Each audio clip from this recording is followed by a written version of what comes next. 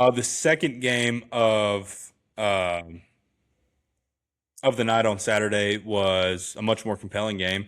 The Bears come back and beat the Packers 22-26 in an improbable comeback in overtime.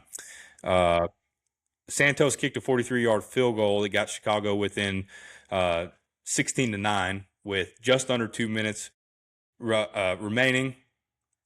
They had to try an onside kick. They recovered it, and then they came back down, and Caleb Williams was able to uh, throw a ball to what's his name, Jahade Walker on a fourth down. Basically, an all-out blitz. He threw it to the corner. They beat him there, scored a touchdown to tie the game, and then he threw a 46-yard touchdown to DJ Moore in overtime. There was about 4 minutes left to win that game. So they move into a game and a half lead over the Packers right now, which looks like it's going to be good enough to at least they're going to win their division more than likely right now. I mean, there's some potential there that they could lose these next couple games and go, but the Packers are getting into some real trouble here. They've got Jordan Love went into concussion protocol, and then Malik Willis got hurt as well. Malik Willis has actually played decent in some outings here, but what's going to happen to the Packers? They've got some really important games coming up because they're a game ahead of the Lions, but if they slip up and lose two games and the Lions are able to get those two games, there's still a chance there that they could potentially miss the playoffs. They're already down Michael Parsons with torn ACL, so there's a lot to be determined there. But the Bears, they show some grit. They get past the Packers that they haven't been able to do in a while. Caleb Williams has been playing some really good ball. He was 19 of 34, 250 yards, 2 touchdowns, no interceptions. As an offense on rushing the ball, they had 26 carries for 156 yards, no touchdowns. DJ Moore, 5 catches, 97 yards, and a touchdown. Other side of the ball, we talked about, you had Malik Willis and Jordan Love that played part of the games. They combined to go 17 of 24, 192 yards, 1 touchdown, no interceptions there. They ran the ball really well. They had 44 carries as a team for 192 yards, no touchdowns.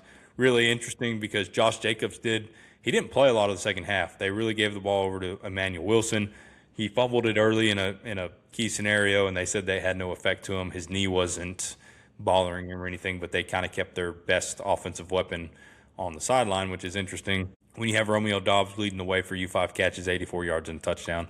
Romeo Doubs is a good player, but when old bobblehead's out there, your number one receiver, you got to worry about that. So, anyways, Bears, they keep that number one seed hope alive. They keep their NFC North championships division alive, and they're going to be a team to tussle with going forward. Yeah, they have really started to hit their stride. It seems like Ben Johnson has his team going in the right direction. They are very consistent with the run. It's great for Caleb Williams because it takes a lot off his plate and makes the game a little bit simpler for him, and he's got all the arm talent in the world. So if they can keep on going, this defense of the Bears, I think, is what surprised me the most because they do just enough to get them to where they need to be. So they always seem like they have an opportunity to win whatever game they're in. Mm-hmm. If you look at all the games they've been in this year, other than the very early ones, they've had opportunities to win them all. So this is a very interesting team. I don't know. I'm not a full believer in them yet, but they seem to put a good product out on the field. And if I'm Green Bay, I'm getting nervous at this point. Yeah, no, 100%. I mean, Ben Johnson he seems like he's a good motivator, and he's going to get these guys into a position to win. Their defense is nothing to scoff at either. Yeah. I mean, they play some physical defenses. If their offense can show up and they can put at least 21 plus on the board, they're going to have a really good chance of winning week in and week out because their defense has picked up. Now they need to run the ball a little better than they did in this game. DeAndre Swift has shown that he can do that, and then that Kyle Manung guy has done a good job of getting the tough, dirty yards as well in his absence. So there's a lot there that can be done, and it'll be really interesting to see what these Bears team can do because I don't know, man. Bears haven't been good since Rex Grossman was leading the Rex Grossman, I forgot all about that guy.